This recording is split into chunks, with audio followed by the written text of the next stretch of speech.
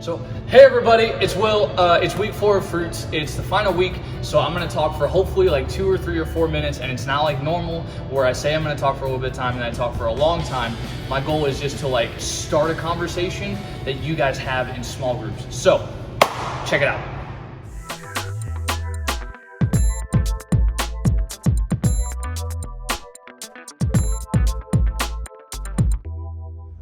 All right, so we are here in week 4 of Fruits, and I have the privilege of bringing the final 3 fruits to you. Over the last few weeks, we've been in Galatians 5:22, but the last 3 fruits are located in Galatians 5:23. The final 3 fruits of the Spirit are faithfulness, gentleness, and self-control. And those are the 3 that I'm going to be talking about tonight. First things first, faithfulness.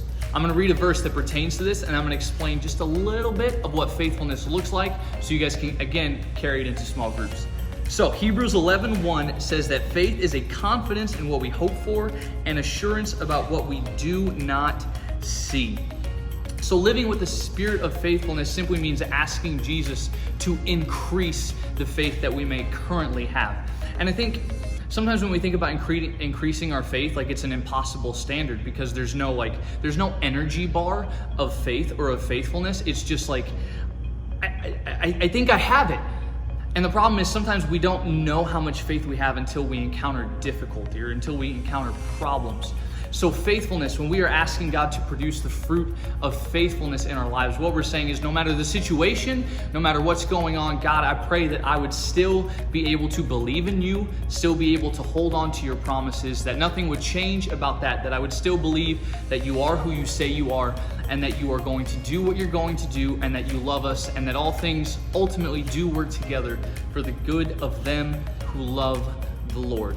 Faithfulness is not an easy thing to develop, but it's a very important thing to develop because the faith that you have ultimately is going to be something that helps get you through a lot of the difficult things that come up in your lives. The second fruit of the Spirit that I want to talk about tonight is gentleness, and I want to describe gentleness using the definition. The definition I want to use says this. It says that gentleness is the virtue of doing your good with the least possible harm to others. And I think, honestly, when it comes to gentleness, it means being slower to think and quicker to think and slower to act. Because sometimes, because you guys are so quick-witted and intelligent, the first thing that you want to do is say something, and that's not always the way that it's supposed to be done. See, gentleness says doing your good with the least possible harm to others. That means doing the things that God's called you to do with minimal collateral damage. And I know that this is something that I struggle with because I too am a very sarcastic person and I love to laugh, and sometimes that laughter comes at the expense of other people. But when we ask God to increase our gentleness, what we're saying is like, hey, could you help me install like a buffer within my body so that way some of the things that I want to say and some of the things that I want to do, when my mom tells me to clean my room but she knows that you can't pause a live game, I don't say.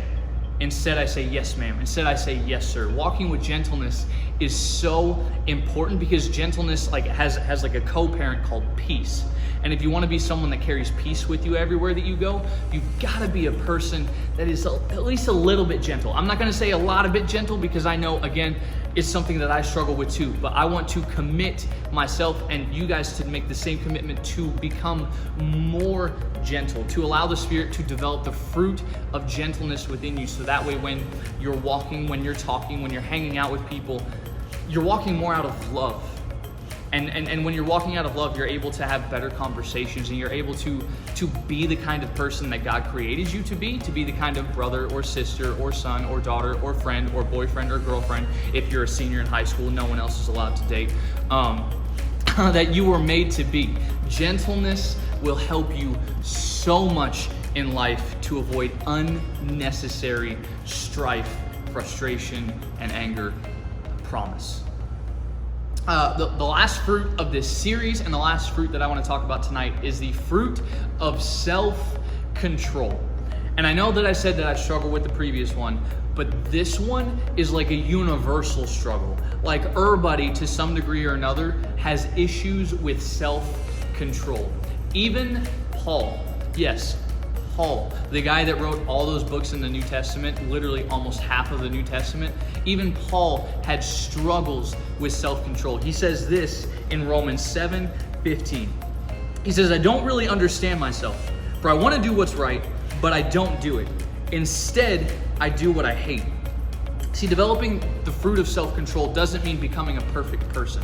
And I think if we're going to develop self-control, what we need to do is to shift our perspective a little bit away from saying, oh man, self-control means not doing things I don't want to do. Simply explained, that's exactly what self-control means. But when we shift our perspective, now self-control means I'm going to focus on the things that I do want to do. When this whole pandemic started and everything went crazy, I don't know if you guys noticed, it got a little wild.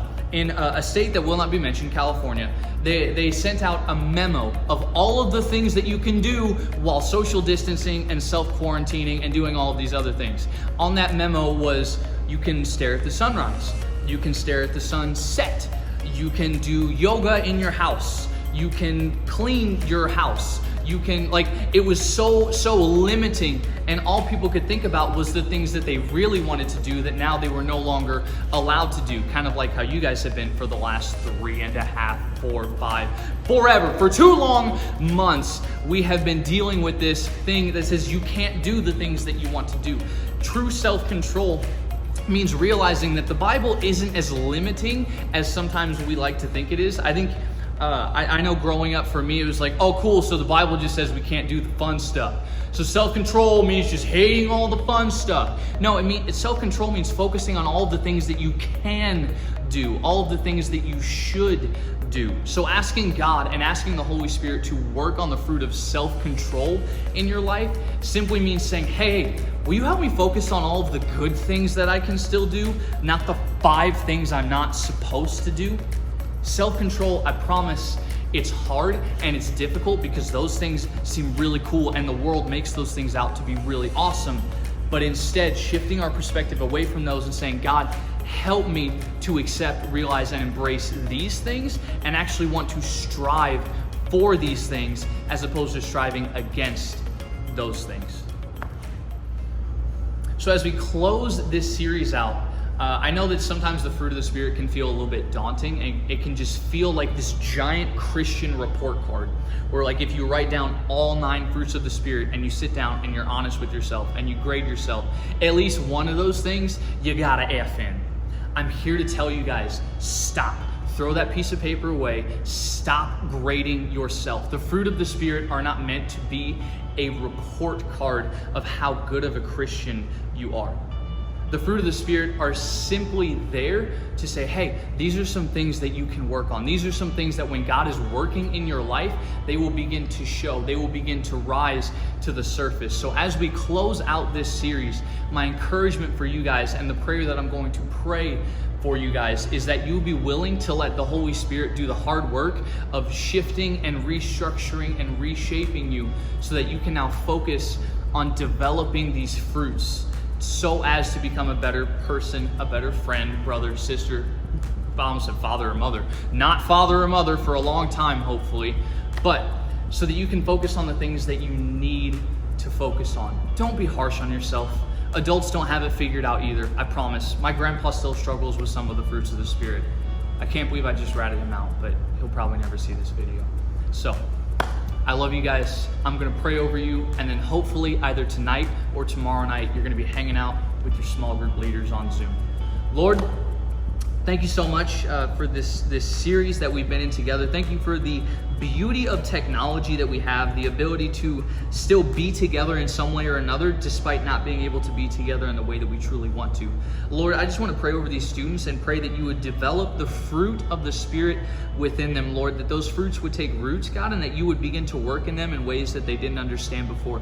God, I pray for grace, that these students would not be too hard on themselves or too down on themselves when they realize how difficult sometimes this can be, but instead that they would lean on you and lean into you as you do the work, God, as you begin to work in their lives and shape them into the young men and women that you have created them to be. Lord, I love you. I thank you. Keep these kids safe. Keep these leaders safe. In your name, amen.